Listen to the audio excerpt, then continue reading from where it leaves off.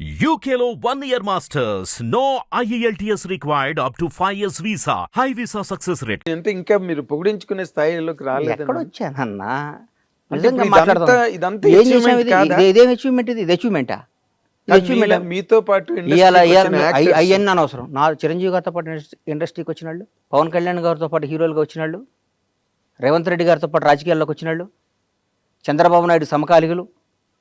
చంద్రబాబు నాయుడు గారితో చాలామంది సమకాలికులు ఉన్నారు, రిటైర్డ్ అయిపోయారు, అయిపోయారు. చనిపోయారు. మాయమైపోయారు. ఆయన ఫస్ట్ టైం ముఖ్యమంత్రిగా ప్రమాణ స్వీకారం చేసినప్పుడు ఆయన మంత్రివర్గం ఫోటోలు చూడండి ఎంతమంది ఉన్నారు ఇప్పుడు. సెకండ్ టైం చేసినప్పుడు ఎంతమంది ఉన్నారు, థర్డ్ టైం చేసినప్పుడు ఇప్పుడు ఎంతమంది ఉన్నారు. Still today is young man, is fighter. Is a fighter. Yeah, Pawan Kalyan గారు ఆయనతో పాటు హీరోలుగా జనరేషన్ ఆ టైంలో 25 ఏళ్ళు అక్కడమ్మ ఇక్కడ అబ్బాయి. ఇప్పుడు నేనేగా ప్రత్యక్ష సాక్షిని. సుస్వాగతం దగ్గర నుంచి ఆయనతో పాటు ప్రయాణించినాను కదా. అవును. ఆయనతో పాటు ఎంతమంది వచ్చారు, ఎంతమంది ఉన్నారు. ఎవరయ్యారు? పవన్ కళ్యాణ్ వాడయ్యాడు. చిరంజీవి గారు తమ్ముడు అయ్యాడంటే ఎట్లా? చిరంజీవి గారు తమ్ముడు లేరా? చిరంజీవి గారు చాలామంది లేరా? చిరంజీవి గారు బంధువులు లేరా? ఎందుకు పవన్ కళ్యాణ్ చిరంజీవి గారిని కూడా తలదన్నే స్థాయికి వెళ్ళాడు. నిజంగా మాట్లాడుకోవాలంటే నిజంగా మాట్లాడుకోవాలి అంటే నేను మనస్పాటి నాకు పవన్ కళ్యాణ్ కాదు. నన్ను ఆ స్టేజెస్ లో కూడా చిరంజీవి గారు కూడా ఆశ్చర్యపోయిన సందర్భాలు ఉన్నాయిగా. పవర్ స్టార్ అని అరుస్తుంటే అమ్మమ్మ చిరంజీవి గారు గ్యాప్ ఇచ్చి మాట్లాడకుండా నేను కూడా అంటే పవన్ కళ్యాణ్ గారి మీద కూడా నేను నా జీవితంలో ఒక ఈడు అద్భుతం ఆహాహా అని పొగడకూడదు అనే డెసిషన్ తీసుకున్నాను నేను. ఎందుకు పొగడాలి? ఎందుకు పొగడాలన్న మనం పొగిడించుకునే స్థాయికి రావడానికి ప్రయత్నం చేయాలి. అంటే మీరు ఒకరిని ఆ విధంగా చాలా అలంకారప్రాయంగా మీరు పొగిడిన సందర్భం ఒక్కసారి నేను చూశాను. అది పవన్ కళ్యాణ్ గారు. పవన్ కళ్యాణ్ గారిని పొగడపోతే నాది బతుకు కదన్న. పొగడపోవటం అంటే ఆయన మీద నా కృతజ్ఞతని ఎల్లబొట్టకపోతే నేను బండ్లా నాగేశ్వరరావు బండ్లా సీతకు పుట్టానన్న జీవిత సత్యం ఎంత నిజమో, మా తల్లిదండ్రుల పేరు ఎంత నిజమో, పవన్ కళ్యాణ్ అనేవాడు కృతజ్ఞతగా ఉండటం అంత నిజం.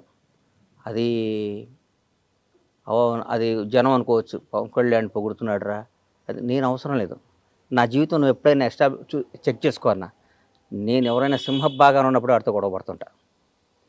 రాష్ట్రాన్ని శాసిస్తున్నారు, కనుసైగితో శాసిస్తున్న టీఆర్ఎస్ ప్రభుత్వం మీద ఎదిరినాడు నేను. అవును, భయం పొగడలేదు ఎప్పుడు. నెవర్ నా ప్రాణం పోవటానికై నేను సిద్ధపడతా. నేను పొగను. నేను కాంగ్రెస్ దాదాపు మీరు 2004 2003 బొత్సన్న 2004 అప్పుడు అంతకుముందు నేను 2000 నుంచి నేను వాళ్ళతో సన్నిహితంగా ఉన్నా. 2000 నుంచి నన్ను చూశారు మీరు. అవును. నేను ఏ రోజైనా పార్టీ మారానా? ఏం లేదు. 2009లో చిరంజీవి గారు పార్టీ పెట్టినప్పుడు కూడా చిరంజీవి గారు అంటే ఇష్టం, నేను పార్టీ మారానా? మారలేదు. ప్రజారాజ్యంలోకి వచ్చానా? డిస్కషన్ కూడా జరిగింది. నేనేమన్నా నేను రానన్నా, నేను కాంగ్రెస్లోనే ఉంటానని చెప్పాను. నాకు ఇష్టం కాంగ్రెస్ అంటే. ఈ రోజు కూడా చెప్తున్నా, పవన్ కళ్యాణ్ అని ఆయన పార్టీ పెట్టి వాస్తవం చెప్తున్నా, పవన్ కళ్యాణ్ గారు నాకు ఇక అంతకంటే అల్టిమేట్ ఎవరు లేడు. ఆయన జనసేన పార్టీ పెట్టినప్పుడు నాకేమాత్రం మనస్సాక్షికి నేను క్వశ్చన్ చేసుకుంటే నేను ఎవరి దగ్గర పనిచేయాలన్నా, ఎవరితో తిరగాలి? నిజం చెప్పు. పవన్ కళ్యాణ్ గారితో కదా. అన్డౌటెడ్ కదా, దాంట్లో డౌట్ ఇంకేమైనా ఉందా? డౌట్ తేడా ఉందా? ఇంకేం లేదు. నేను ఎందుకు వెళ్ళలేదంటే నా మనస్సాక్షిని, నా ఇష్టాన్ని, నా ప్రేమని, కాంగ్రెస్ పార్టీ మీద నా అభిమానం అది డామినేట్ చేసి ఆయన బాగుండాలి, ఆయన అక్కడ కింగ్ అవ్వాలి, కానీ నేను కాంగ్రెస్ పార్టీలో ఉండాలి. దానికి తెలుసు. దానివల్ల నేను అక్కడ పోతే నన్ను అందల మీద పెట్టేవాడు ఆయన. 100% అందలం మీద పెట్టేవాడు. అందలం మీద పెట్టుకునేవాడు. అవును. రారా అనేవాడు, కూర్చోబెట్టుకునేవాడు. నాకు వేరుగా ఉండేది. నాకు అవన్నీ త్యాగం చేశాను నేను బికాజ్ ఆఫ్ కాంగ్రెస్ పార్టీ. అట్లాగే చంద్రబాబు నాయుడు గారు అరెస్ట్ చేశారు. తెలుగు జాతి మొత్తం ఉలిక్కి పడిపోయింది పాపం.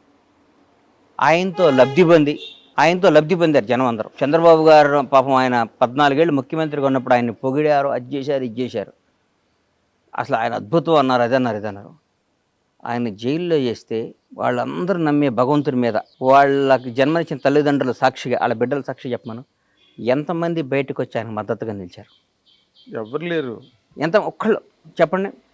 ఏదో మొసలి కన్నీళ్ళు, లేకపోతే దొంగతనంగా, అది కూడా నోరు తెరిచి ధైర్యంగా ఎవరు మాట్లాడారు? పవన్ కళ్యాణ్.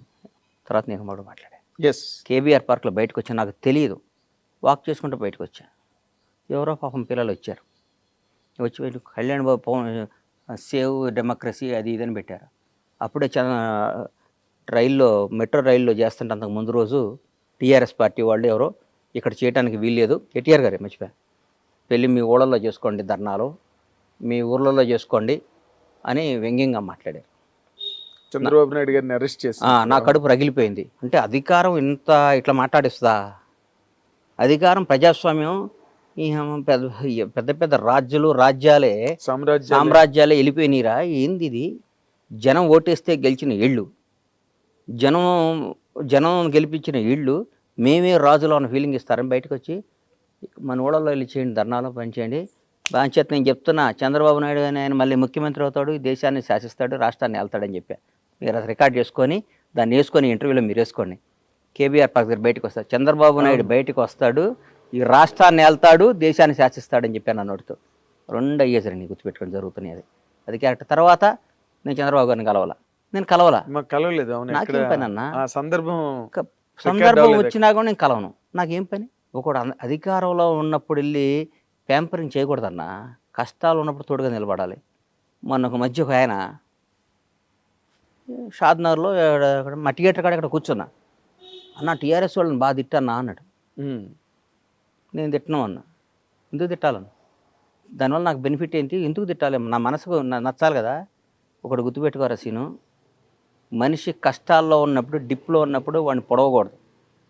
వీలైతే వాడు చెయ్యి, నచ్చిపోయాడు వాడు జోలికి వెళ్ళమాక. వాడు ఓడిపోయినాడిని, కష్టాల్లో ఉన్నాళ్ళని నువ్వు ఎదవ్వి, నువ్వు దొంగవి, నువ్వు అది ఇది, వాడు పవర్ లేనప్పుడు పావులు తీసేసిన కూరలు తీసేసిన పావుని ఏ అంటే ఎట్లా? నల్లమ్మల అడవిలో ఒక కింకోపురం తీసుకొచ్చి దన్నాను. అమ్మో, నల్లమ్మల అడవిలో ఒక కింకోపురం తీసుకొచ్చి అప్పుడప్పుడే పట్టుకొని పావుని తీసుకొచ్చి అను వేస్తే నువ్వు నల్లగా అయిపోయి 2 నిమిషాలు చచ్చిపోతావు. అక్కడి నుంచి పాయిజన్ చింపి చచ్చిపోతాను.